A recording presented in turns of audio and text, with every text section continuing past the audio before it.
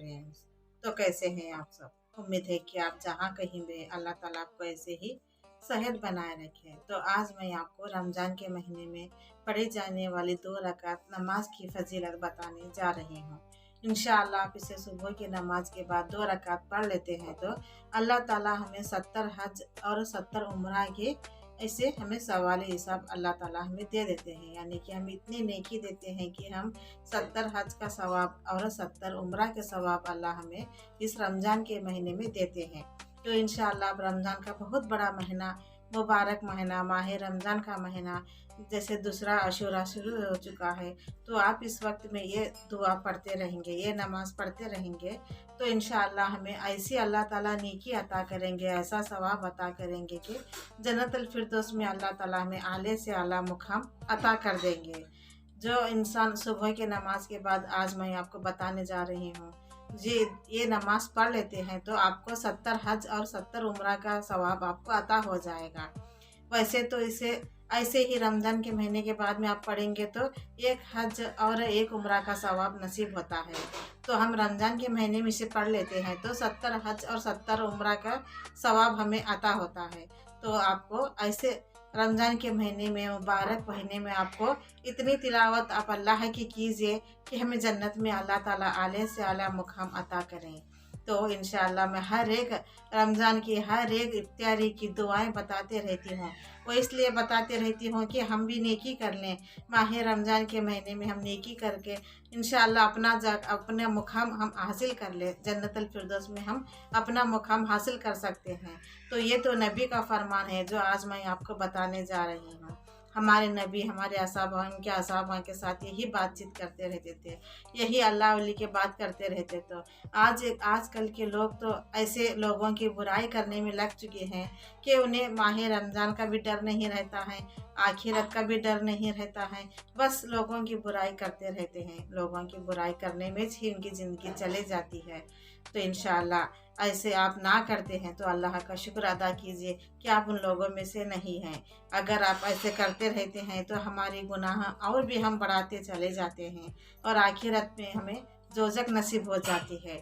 तो आखिरत की दुनिया संवारने के लिए हम यहीं से ही हम शुरुआत कर सकते हैं। अभी अभी तक आपने नहीं किया है तो इसके बाद में आप शुरुआत करें। तो अल्लाह ताला का हम आले से आला जन्नतुल फिरदौस में जगह पाने के लिए आप ये दुआ यहीं से पढ़ते रहिए, नमाज़ पढ़ते रहिए, तो अल्लाह ताला हमें अच्छी से अच्छी आखिरत की दुनिया बना देंगे।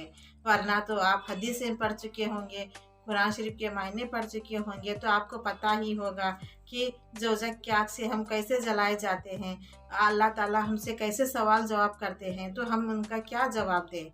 जब हम आखिरत की दुनिया के बारे में नहीं सोचेंगे, बस इस दुनिया की भीड़ में हम खो जाएंगे, तो कल रोज़ हम चले जाएंगे तो हम अल्लाह को क्या जवाब देंगे, ये तो आप सोचे ही नहीं। तो इंशाअल्लाह आज के बाद आप ऐसा ना करें, किसी का बुरा ना सोचें, किसी का बुरा ना करें, जितना हो सके नेकी करें। यही हमारी अल्लाह ताला के पास जाने की और जगह जन्नतुल फिरदौस में आले से आला मुकाम पाने की यही हमारी एक उम्मीद है। तो उम्मीद से दुनिया चल रही है, तो आप भी उम्मीद से ही रहें। किसी के हमारा आज बुरा कर रहे हैं तो अल्लाह ताला उनको देख रहा है, यही आप सोचें। तो जो हम बुराई करते हैं पहले ये सोचें कि अल्लाह हमें देख रहा है, फरिश्ते लिख रहे हैं। ये तो आप पहली बात 2 काम आप सोचेंगे तो आप बुरे काम से बच जाएंगे और गुनाह से बच जाएंगे। तो इंशाअल्लाह माह रमज़ान में हमें रोज़े रखने की और कुरान शरीफ की तिलावत करने की अल्लाह ताला ने इतनी हिदायत अता की है। और हमें माह रमज़ान मुबारक हुआ है तो हमें ज़्यादा से ज़्यादा तिलावत करना चाहिए। तो हम तो वैसे तो 5 वक़्त की नमाज़ पढ़ते ही पढ़ते हैं। सुबह की नमाज़ तहज्जुद की नमाज़ से हम शुरुआत करते हैं तो इशा की नमाज़ को ख़त्म हो जाती है।